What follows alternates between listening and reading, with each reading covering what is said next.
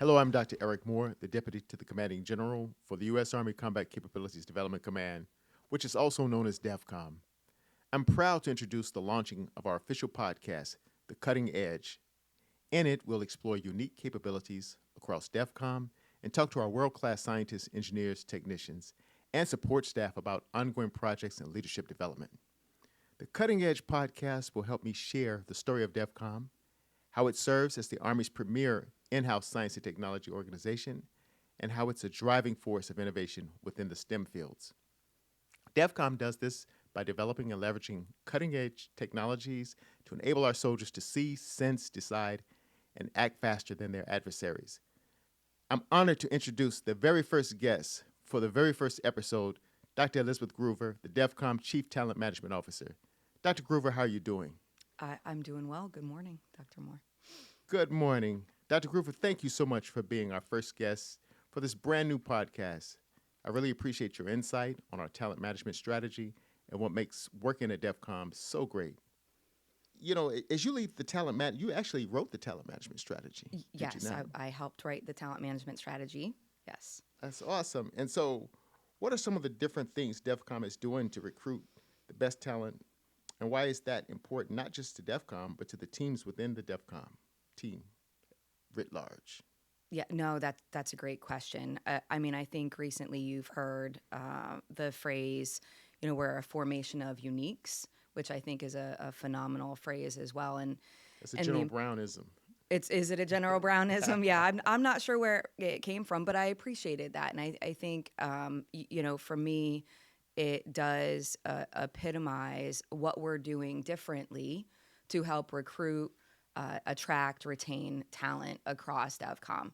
When we wrote the talent management strategy, it was built on the 5 different pillars of define, assess, acquire, develop, and manage and engage. And there are so many things that we're doing that I'm not going to touch all of them, and that all of our centers and labs are doing. But I think the uniqueness of it is that we truly are, operationalizing the talent management strategy to put people first and understand that, this is a holistic approach to ensuring that we have the talent that we need now and the talent we need in the future.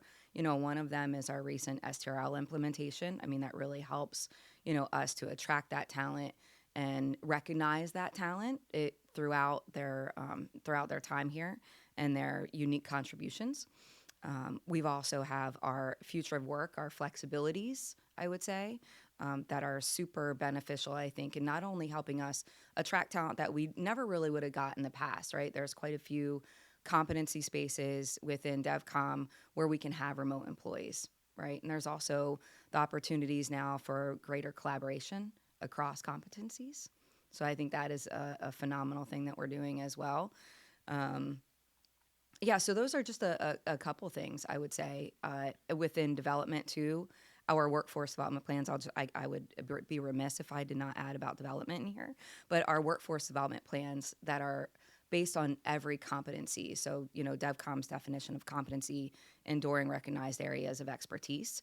And then within each of those competencies, those core competencies, unique specialized area of expertise, and each one of those competencies and core competencies has a workforce development plan. And I think that is actually fairly rare in my opinion. I haven't seen that anywhere else where we're saying, hey, in this competency space or in this core competency space, here is an outlined development plan for you to help you grow and develop across competencies, across your core competencies, and then really being intentional about creating opportunities for folks to grow and develop.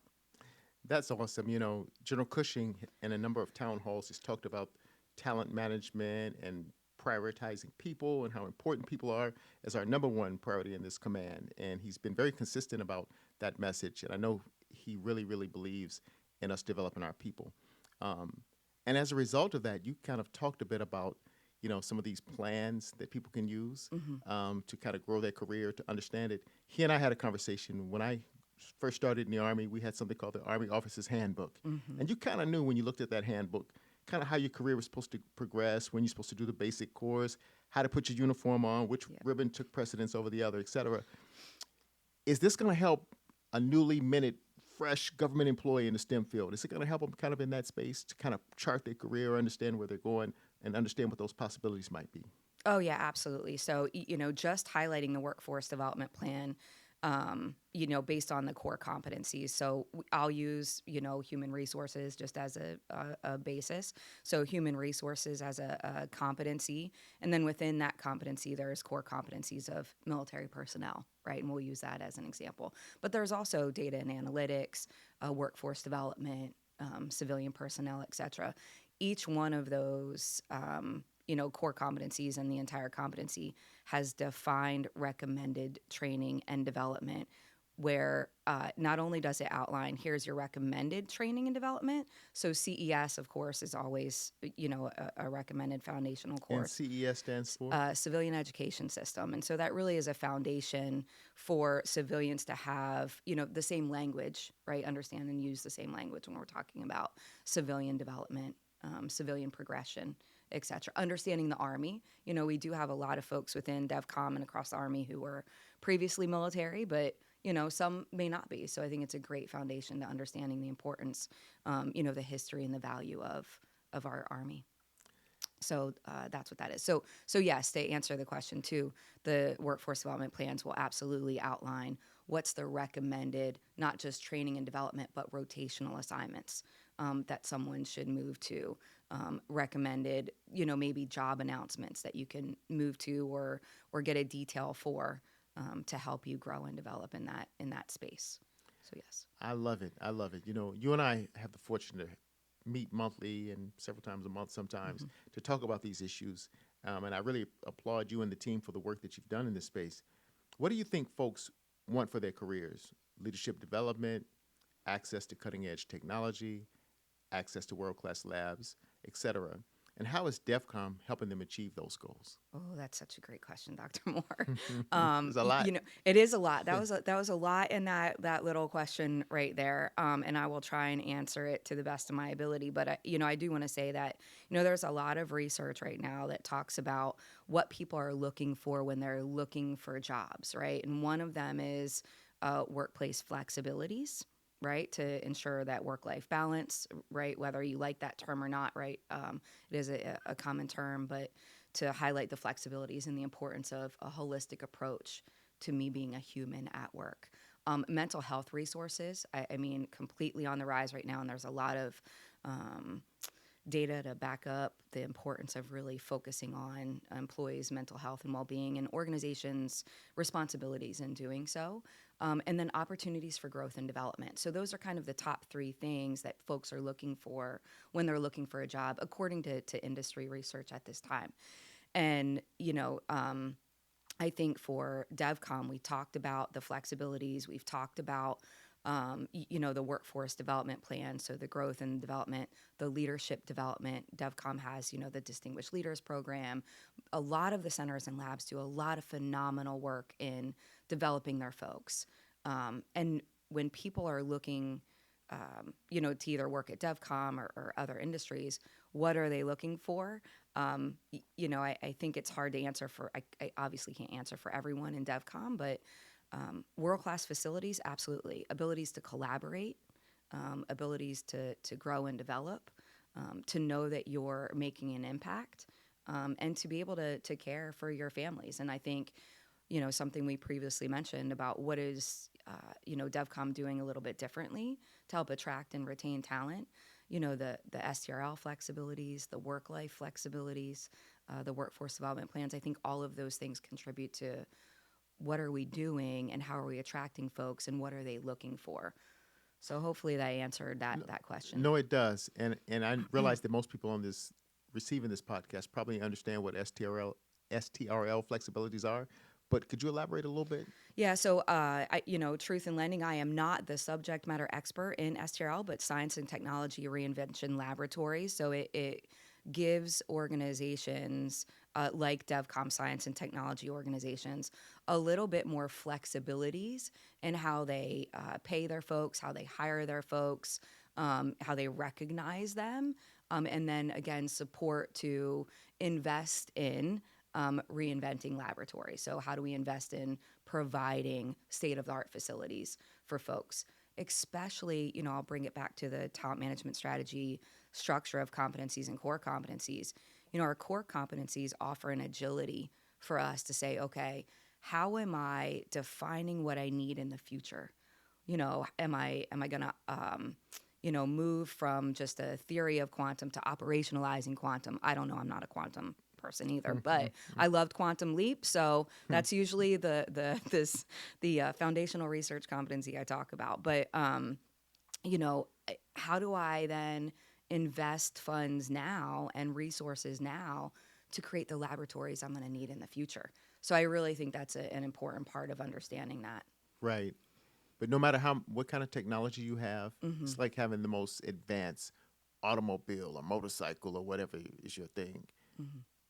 If you don't have anyone to drive it, it goes Yes, nowhere. And absolutely. so people are still the most essential component to any of this. 100%. And so when we talk about STRL authorities that were granted from Congress to the Department of Defense to ensure that we would have the workforce of the future and to ensure that we would remain competitive, and remain innovative as well. So innovation is a huge goal of this program. But along those lines, what are some of the different things DEVCOM does to retain and promote top talent? So what are some of the things that DevCom does to retain and attract top talent? Right, right. I think one, our support to our warfighters, right? I mean, again, I think I would be remiss if I didn't talk about the importance of what DevCom does. And if you don't mind, I'll tell just a teeny little story. So, my husband was explosive ordnance disposal officer for 20 years in the Army. And truth in lending, did not know that DevCom, Combat Capabilities Development Command at the time, CCDC, existed when we moved here from Fort Campbell, Kentucky. Were we RDECOM when you Or first moved? you know what? You may have been RDCOM at the time, yeah. So I didn't know it was here. And my first job was actually with Chem Bio Center. Dr. Moore, you were there, so that's where I had the privilege of meeting you one of the first times. But they worked on the CREST kit. And the CREST kit saved lives, right? And I just thought, I honestly couldn't kind of stop crying. Like, I can't believe, that I didn't know kind of all of these years how many civilians here were protecting our warfighters. And we lost people, a lot of people, and to know that there's a just world-class talent, people who really care about our country and our warfighters working here at DevCom, I think is not only truly unique, but extremely important. And one of the ways that I believe that we attract talent, really just supporting our country and our warfighters. And then another way, I'll talk about, again, the flexibility, some of the recruitment events. DevCom has really highlighted the importance of attending HBCU MIs and ensuring that we're recruiting differently and attracting folks differently by showcasing not only, hey, here's all of the opportunities you'd have across DevCom. One thing I truly appreciate too about, kind of the branding that's been done around DevCom is it's DevCom headquarters, DevCom Armament Center, DevCom Chem Bio Center, right? We're one. Right. So even though we are a formation of uniques, we're all in this together to support the warfighters. So by providing the competency chart to folks, we can say, hey, look at all these opportunities you have, not just across the United States, but across the world to work and to grow and to develop. And here's some of the workplace flexibilities that we have. Here's our pay banding that we have. So those are just kind of some of the things I think that we're doing to try and attract folks. And then again, I think your podcast here is another one of those, right? Hey, here's a little bit about DevCom, right? That you folks might not know. And that brings me back to that story I kind of told in the beginning. I didn't know, right? And kind of wish I probably would have sent y'all some chocolate chip cookies or something too for taking care of our soldiers. It's never too late to feed the people, feed the troops. It's never too late. No, I appreciate everything you're saying. And we do spend a lot of time, to have diversity of thought, we also have to have a broad reach. Yes. So we participate in those Army Total Outreach events. There have been several. I tend to go, RG1. A lot of folks from the centers go, and we do a lot of recruiting to make sure that we have the talent and to make sure that we tell the DEVCOM story and let people know the wonderful opportunities that there are to work inside this command. Yeah. Um, but along those lines, when you think about training, so that takes us to training because you mentioned that. Before I go there, I want to highlight one point you said. You talked about why people want to be a part of an organization. Any thoughts in terms of why people want to leave an organization? Oh, I mean, that's such a great question too, right? I think it actually goes back to the flip side of what are people looking for when they're looking to work for an organization, right? Are we providing them growth and development opportunities? Are we creating a climate and a culture where people feel like they are cared about, truly cared about?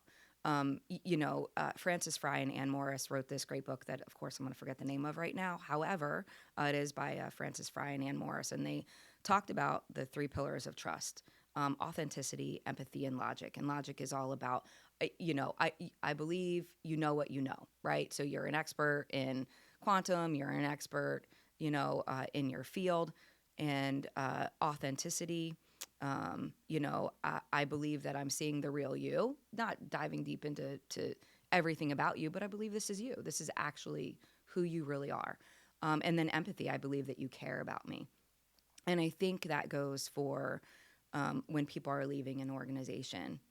I think there really is this kind of foundation of trust where, I believe that you care about me. I believe that I'm really seeing the real you as an organization, meaning, are you saying, when you say people first, that you're actually implementing, right, initiatives that support people first? And, you kind of know what you're talking about. And I don't doubt at all that people trust the logic of DevCom. I mean, we really do have a lot of the best and the brightest. Not all yet, but some phenomenal folks who work within DevCom. And then also, again, so are you supporting my growth and development? Are you supporting a climate where I feel like you truly do care about me as a person? What are my well-being or wellness initiatives? And do you hear me? People really want to be seen and heard. And are we offering that to folks? And I think DevCom is, at least since I've been here, continually shows that we see you, we hear you, and we're trying to put into practice what we heard you say. So again, I think part of the reason people leave organizations is that lack of opportunities for growth and development, the not being seen. Sometimes it has to do with money, right? I mean, we all have families to take care of, whether it be fur families or extended families or immediate families. But again, I think that's why this STRL implementation was a really big deal too. I'd So I agree think with those you are some there, of the reasons, sir. 100%. They also say that one of the main reasons is for all the things you just stated, but if you got a bad boss. Oh, 100%. I probably should have led in with that, Dr. Moore. I should have, but yeah, your manager actually.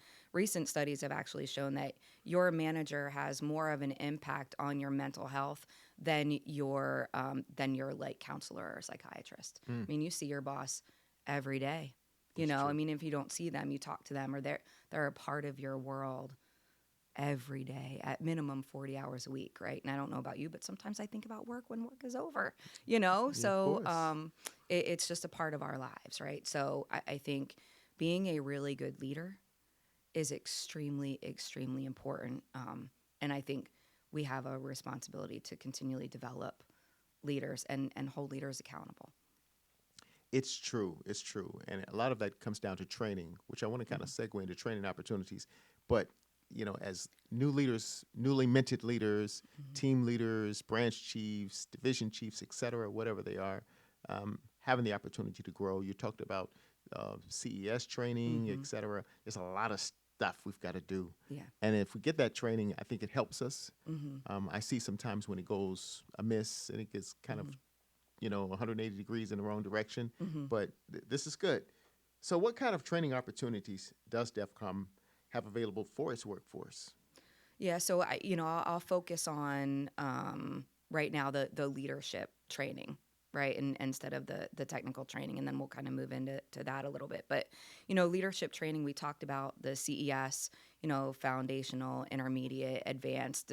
That's something that everyone needs to take foundational. Everyone should take intermediate, advanced, because it is a requirement for any Department of Defense or Department of Army federal trainings that individuals would like to attend, like the White House Leadership Development Program.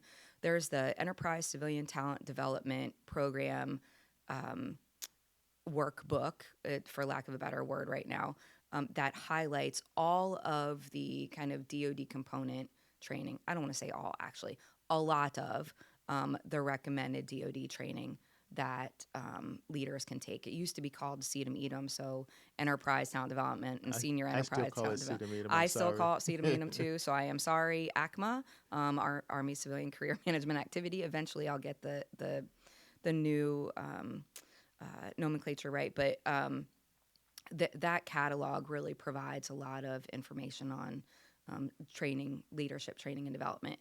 And one thing I do want to say that all of that training is phenomenal. I think it really should be a part of your individual development plan, right? So everybody should create an IDP where we're taking information from our workforce development plan for our competency, and also our career field, our functional community, and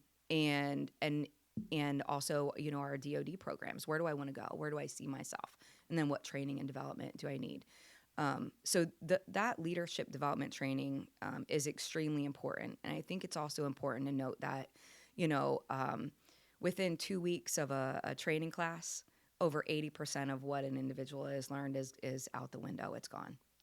If they And even learned if it. they even learned it, if they even learned it, yeah. So, what does that mean? It means as an organization, we have a responsibility to make sure that we're kind of enculturating that, right?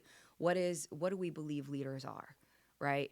What kind of climate and culture do we want? How are we nurturing that within our leaders, right? And then holding them accountable, right, to make sure that they're living out those values and living out that leadership philosophy that we have as DevCom. So, internally within DevCom, a lot of the centers and labs, have pull in external folks. APG as the senior leader cohort. There's a lot of stuff happening. Also, we have the DevCom Intentional Leadership Program. Yes. The next iteration starts in October. We already have over 60 folks signed up for that, so I'm pretty excited Wow. about that. But that really is a basis of what does intentional leadership look like, right? And then creating some really good artifacts to take with you when you leave that course, like setting up your ECQs appropriately, whether you aspire to be ECQs, your executive core qualifications. executive core qualifications, yes, sir. So whether you aspire to be a senior executive service member like yourself, sir, or not, I think it's always great to see what are some opportunities for growth for me, and writing your ECQs can help you do that, no matter where you're at in your career.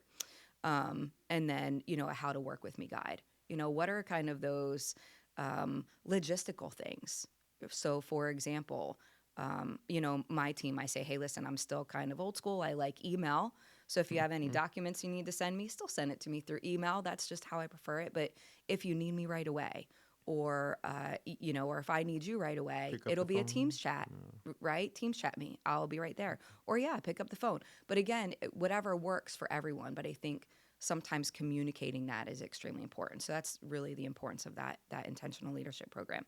And then again, not just the ECTDP catalog, a lot of the DevCom programs across the enterprise. Again, ARL, CBC, a lot of them do some great work in helping develop their supervisors, their leaders across the enterprise. And we get to meet about once a month to really start transforming what does DevCom leadership look like? What are we all moving towards?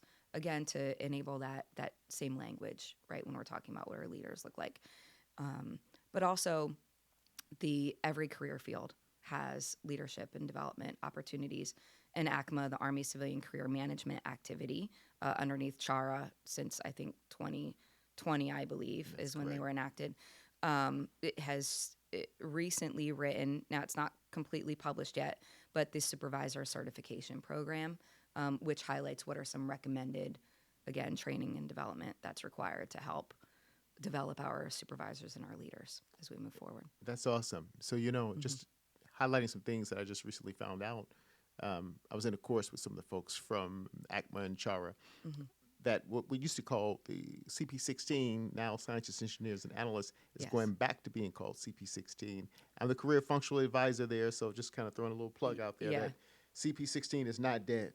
No, Uh, CP16 has never been dead, Dr. it's Moore. I true. will It tell is you, true. we've called it CP16 even when they changed it to CCF. So CCF, Scientist, Engineering, Analysis, Career Field, has the CP36 and the CP16 underneath them. And I think just to pull that thread for a second, if you don't mind, is DevCom has over 10,000 of the 14,000 CP16s in the Army, if I'm not Yes, mistaken. you were 100% correct. And they, I think it was 10,500 last I checked. it may be, but which I think is a testament to the incredible work that DevCom does, as well as the partnership with Chara. And I think that's really important too to highlight. Chara is doing a lot of work on making sure that the scientists and engineers have a global, what I would call a global kind of understanding of what are the knowledge, skills, and abilities needed to kind of execute or perform in this CP16. And then we look at the DevCom competencies and core competencies as kind of like stepping stones towards overarching, right, CP16 development. So they really do go hand in hand. I really appreciate that. But just for the audience's sake, there are other career fields that work in our formation. Absolutely. And we love them too. We absolutely do. It was a good little opportunity since I'm the career functional advisor for CP16 to kind of throw that out there. Yes. But Yeah. no, we have a lot of different career fields and we love them all. Absolutely. Is there a central location, a website that folks can look to for training opportunities for their CP? For their career program, absolutely. So ACMA has their website. There's also if you go on to ACT now, and anyone feel free to reach out to me or your G1s or your training and development POCs or even your supervisors for this information as well. But ACT allows you, if you are a non-acquisition employee, ACT allows you to create your individual development plans in that website, as well as identify what is your career program, what's your grade level, and that will kind of highlight what are some of the training and development opportunities as well. And then Camp Catmus for our acquisition folks also provides links towards your DAU training, your Defense Acquisition University training, et cetera. I'm so glad you mentioned CAPMIS because I was running in trying to get my continuous learning points in, which expire this year. We go back to our new 80 for the next 2 years. Yes. So I know a lot of people in our organizations are trying to get those continuous learning points in. So let's kind of talk about career development and progression a little bit. Let's just tease that apart a little bit. What are some of the different DoD programs available to our employees at DEVCOM? Especially for career development. You talked about CES, Army, COOL, et cetera, but you talked about CES a bit when you first started. Yeah. So, if I'm hearing you correctly, so career development, so just, developing our civilians within DevCom, I do think CES is one of those opportunities that is really important because it sets the foundation for understanding about civilian development, but also creating opportunities for networking. I think one of the things that, I hear when we talk about civilian development, right, is well, let me just back up a little bit and say when it comes to development, I think that organizations and supervisors have a responsibility to help support their employee development. Employees also have a responsibility, to help support their growth and development. And there is something to be said about being able to have open and honest conversations, with your supervisor or your mentor, as you move forward on kind of where you want to go and what you want to do, and truly being honest with yourself about what you want and why you want it to help you identify the development that you need, the career development that you need as you move forward. And so, when we look at those development opportunities, for CES Advanced, and I'll put this out there too, CES Advanced most of the time was held in Fort Leavenworth, Kansas, right, That's true. at AMSC, Army Management Staff College. And there are some folks, especially civilians, who, it's not part of our typical culture to kind of go away for job events and come back. I mean, as a generalization. So getting the mobile training teams to come here, take advantage of those. If you find that you want to go to advanced, but you don't want to go to Leavenworth, reach out to your G1. We'll all work together to get a mobile training team here to the best of our ability. What about Team. virtual options? They I was sometimes offer. just going to say that. I was just going to say Teams now offers us the opportunity to do virtual options. I actually, believe it or not, I shouldn't say this online, but I'm gonna, just took CES Advanced. Um, Years ago, they did allow some type of flexibility or credit towards CES Advanced for either Army programs that you've taken or, internal organizational leadership development programs that you've taken to be credit for that, but they're no longer doing that. So you're really kind of mandated to take CES, at intermediate, advanced, and again, highly recommend it for folks because if you ever do want to take a DoD program, and I'll just use White House Leadership Development Program as one of them, and a lot of the previously called CEDM EDM programs, it's required that you have taken CES Advanced before you are accepted into that program. And it's important because it teaches you the leadership skills that we're expected to have at each level. Yes. So that's crucial and critical to the Army. I mean, folks have taken a lot of time. We've had a lot of experts, putting these courses together and taking the time to do this. And there are very stated objectives that they want us to achieve, just to make sure that as an Army, as the team of civilians that support the Army, that we're all kind of aligned in terms of professionally growing together. Yes. I think right now, as we look at all the technological advancements and innovations that are occurring in the world, we talk about the Army's data transformation strategy, digital engineering, generative AI. So we're in a place, in a space in time where transformation, innovation is going to occur so rapidly as it's occurring. Yeah. But the workforce of the future is going to be even more. They're going to be in a sea of constant change, new technologies coming about, but we're not only going to get through that, we're going to enjoy it and thrive in this space. Because I went to a course recently at Vanderbilt University. It's a pilot course for senior executives on generative AI and how you can leverage it in leadership. And I tell you, it was eye-opening for me. I knew about different generative AI systems, but actually seeing how we can leverage some of those capabilities in our daily leadership styles was very eye-opening for me. So we've talked a lot about, common themes that we have in this organization for talent management, for how we manage based on competencies, how we give folks training opportunities, et cetera, leadership.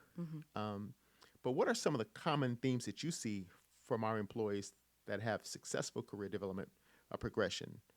Maybe it's having a mentor, someone willing to invest in themselves, et cetera.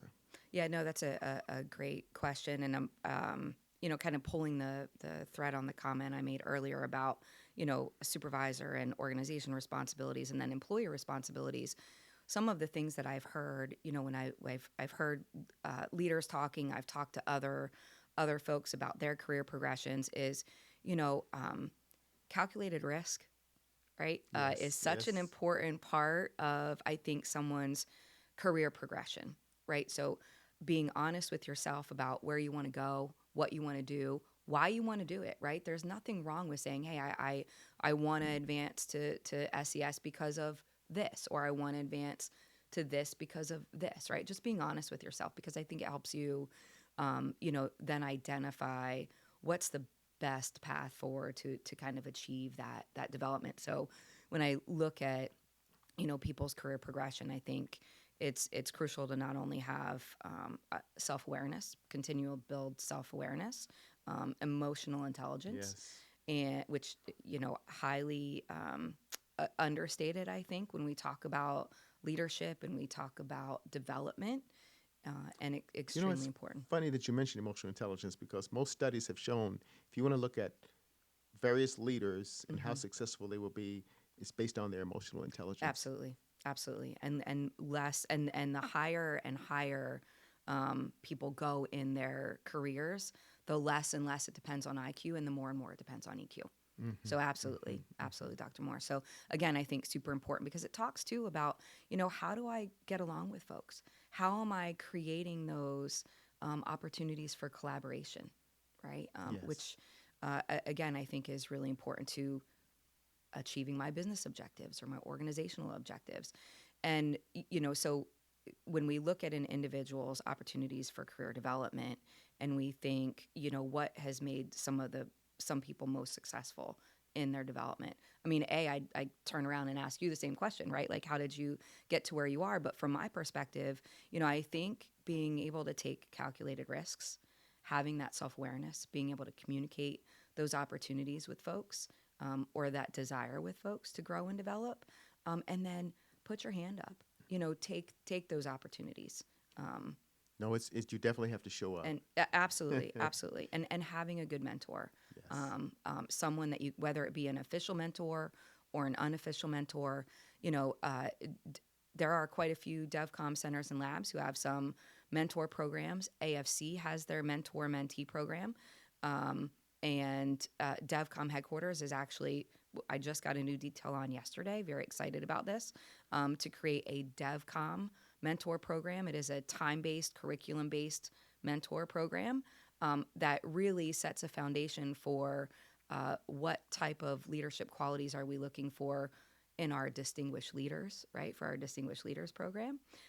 So we're helping to build those, right? As we move forward. So again, I think self awareness, emotional intelligence, a good mentor, and I've had a great mentor for a very, very long time. Um, that I probably wouldn't be where I am today without their support for sure. And then being willing to take those calculated risks, I think, is really important. That's awesome. What about the coaching aspect? Because we always talk about mentoring, coaching, and sponsoring. Yeah, no, I think that's great. So, coaching. So, the Army a few years ago actually started to invest a lot of resources into an Army coaching program. And there's a difference between kind of coaching, mentoring, and sponsoring. And I like to use this analogy typically. It's not going to be perfect, but this analogy I like to use. So, I love the outdoors. Even when it's raining outside, we were talking about raining We got earlier, rain but for you today. I love it. We definitely do. But, a mentor, you can look at a mentor as someone who's, they've gone on that path already, right? They know where the snakes are. They know where the divots are. They know where the restrooms are. They know where the stuff is. And they come back to you and they say, hey, this is the trail you should take. This is what you'll experience on it. These are the recommendations, etc. And then for coaches, coaches are just going to kind of walk with you on that path and they're going to ask you some questions. Do you see that hole up there? What might that hole mean to you? Right? How are you feeling right now? And these are just generic questions. Coaching really digs a little bit deeper into helping you discover what your greatest strengths are, Yes. where you want to move towards. And it's really, it's not a mentor. Coaches aren't going to give you advice. I'm an ICF certified coach. I went through the George Mason University coaching program. I believe you've gone through coaching programs too as well. So, I can't highlight the importance enough of having a coach. Very different than a mentor. Again, they're going to walk with you, ask you some questions, but it's your trip. Man, it's your trip. And mentors are going to kind of guide you, though. They're going to give you kind of an itinerary, and you can take it or leave that itinerary. And then sponsorships, when I think of sponsorship, I think of being a military spouse for 20 years, my husband active duty. We've lived overseas quite a few times, and even, here in the States where we'd be issued a sponsor. And it's really just someone who, is like a peer, can show you around, kind of give you the lay of the land, um, kind of become your buddy in this transitional period, which I think is really important to, for organizations to have that, whether it be unofficial sponsors. So if you have someone new coming into your team, assign them to somebody they might be working with a whole lot, or, that they might both be remote employees, right? But one remote employee has been here a little bit longer, kind of help them get the lay of the land. So, so I do think coaching is extremely important, not only for organizational well-being, but for employee well-being, because coaches can really help you through that, but definitely different than a mentor when we're talking about our career progression. No, I love it. And I love your way of looking at sponsoring based upon kind of having sponsors in the military. Yeah. And I've probably shared with you on previous occasions my experiences with having military sponsors when I was in the military. And I think when we look at it kind of from a leadership perspective in terms of mentoring, coaching, and sponsoring, we're also talking about people that will advocate for you as you're seeking new positions and new opportunities, because, sponsoring in that space is also so critical. This is awesome. So in the remaining time that we have, we've talked a little bit about CP16 already, but I kind of wanted to kind of leave us with an impactful kind of space for majority of our, we've got 14,500-ish folks in this command. The majority of them are CP16, 10,500 or so of them. And so why is DEVCOM the best organization for folks in the CP16 space? Oh, that's a good question. I feel like you might be better prepared to answer that question than I would be. But what I will say is I think that from my perspective, DEVCOM has really made a commitment to understanding what are the science and technology needs of today and tomorrow, and then investing resources appropriately in helping folks develop in that space, and having a great partnership with CHARA, with the CCF, CP16 office, in helping folks develop, finding the resources to help them develop, creating common language for them to have discussions around where is the Army CP16 going, right? Yes. And how do we help them here at DEVCOM to do that? So that's probably my best answer. Your answers are just as valid as mine. Well, thank you. I would say that I agree with you. But being in an organization, you talked about formation of uniques, where you have the ability to stay within the same command, but you can change geographic locations if you want to. Yeah. We have flexibilities in terms of where you work, how you work, when you work. We have opportunities for our employees to get trained, to actually upskill, reskill in certain areas. Yep. And so I've seen a number of folks that had electrical engineering backgrounds. Then they started doing some computerish IT kinds of work. Next thing you know, they're managing some of our data analytics or various things. I see biologists who are now doing data analytics. Yeah. I see chemists who are doing PIF, prototype integration facility work.